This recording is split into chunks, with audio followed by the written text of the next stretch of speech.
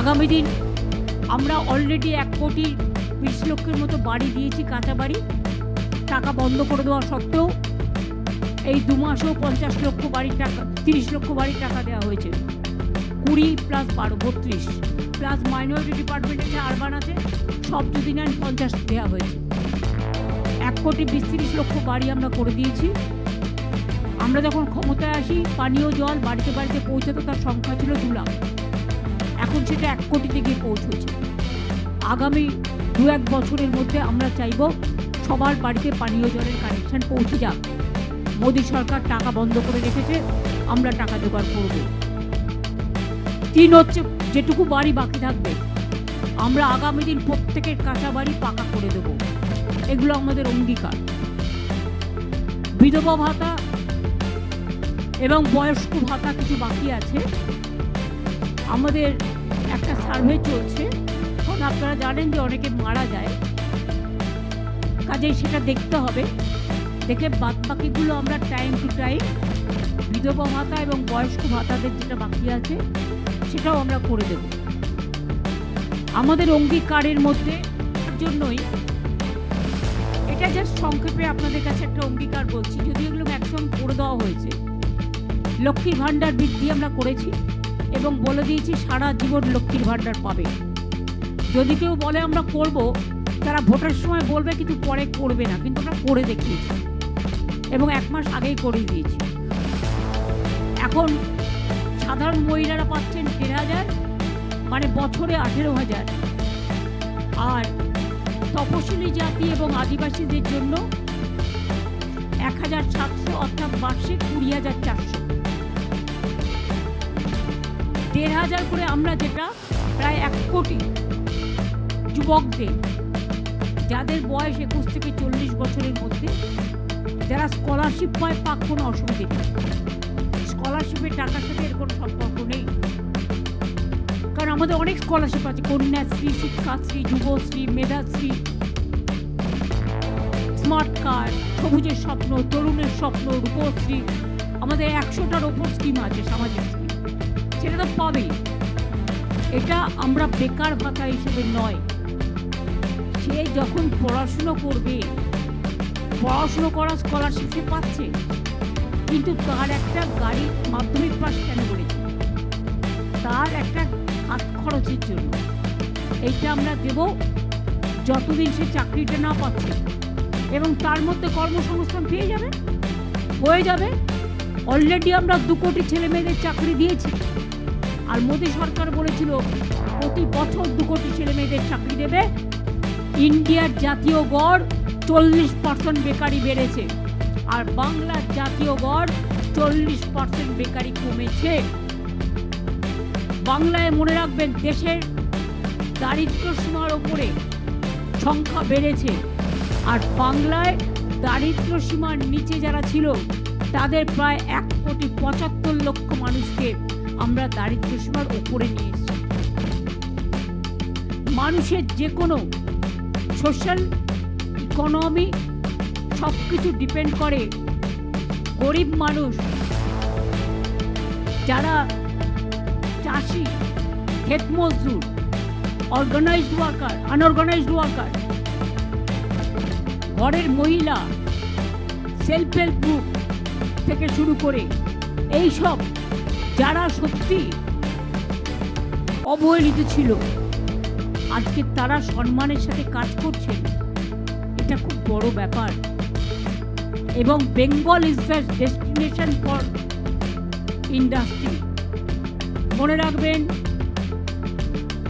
আমরা পরিষ্কার বলছি, বাণিজ্যের কাণ্ডারি বাংলায় দিশারি।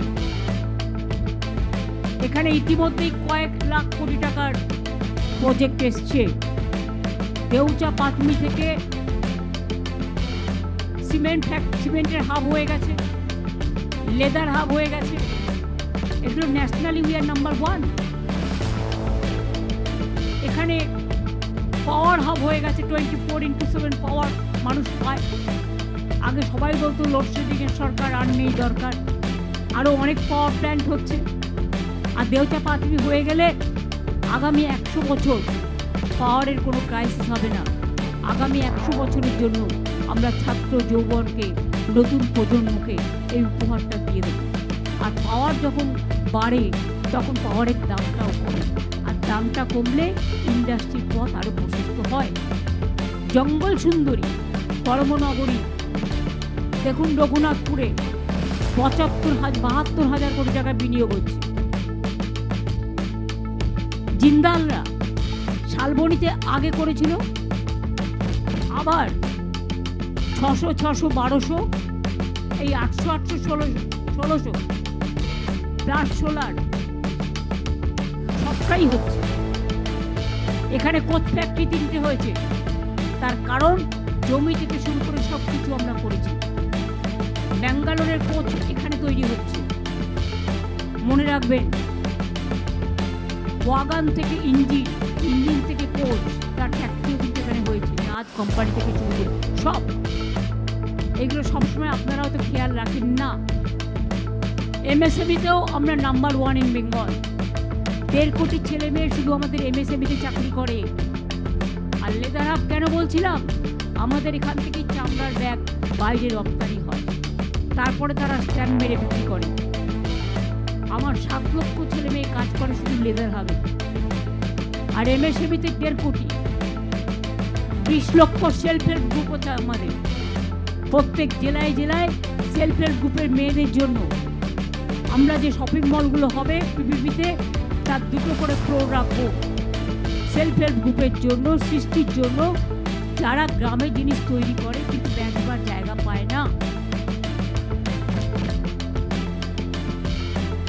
কৃষি আপনারা জানেন, আমরা আলুরও ইন্স্যুরেন্স করে দিয়েছি, আলু নষ্ট হলে। আমরা চাল সবটাই প্রকিউরমেন্ট করে নিই। আগেরবারও 54 লক্ষ মেট্রিক টন প্রকিউরমেন্ট হয়েছে, এবারেও হচ্ছে, হবে, কারণ টাইম লাগে। যখন যেভাবে পায়, আলুও প্রকিউরমেন্ট করতে শুরু করেছে। এবং প্রকিউরমেন্ট করেও যেটুকু বাকি থাকবে, যদি কেউ বাইরে বিক্রি করতে চায় আমাদের কোনো আপত্তি নেই, আমরা বলেই দিয়েছি। আমার রাজ্যে সংগ্রহটা রাখলেই হয়ে যাবে। আগে তো ডিম টোটালটাই আসতো বাইরে থেকে, এখন তো 90% আমরা উৎপাদন করি। পেঁয়াজ তো কোনোদিন বাংলায় উৎপাদনই হয়নি, এখন তো আমরাই উৎপাদন। এমনকি মাছের চাষের ওপরে আমরা জোর দিয়েছি। আগে ইলিশ মাছের জন্য আপনাদের হাপির টেস্ট করে বসে রাখতে হতো। আমরা প্রথমে ক্ষমতায় সেই 2013-তে ইলিশ মাছের রিসার্চ সেন্টার করেছিলাম, এবং তাই আজকে ইলিশে বাংলা ভাষী।